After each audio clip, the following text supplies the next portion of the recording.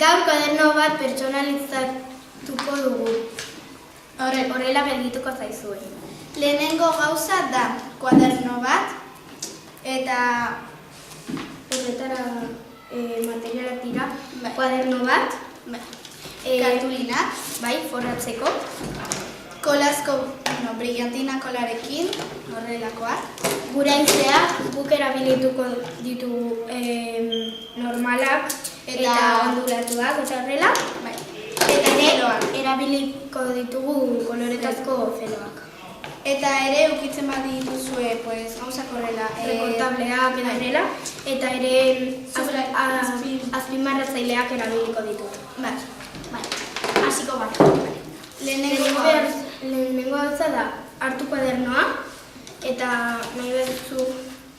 hartu nahi duzun forratzeko papera eta forratu.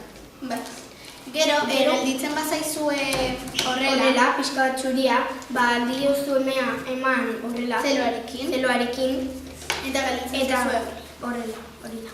Gero, pegatinak jarri. Erabiliko ditugu hauek edo rekortableak, nahi duzun pegatinak aldituzu hartu eta jarriko dituzu. Gero rekortableetan jarri brillantina horrela, jarri dut horrela. Eta brillantinarekin bakoitza jarri du bere izena. Ni jarri dut hala eta bera da jarri du Iraia. Eta horrela geldituko zitzaizu. Espero dugu gustatzea. Horrengora arte, agur!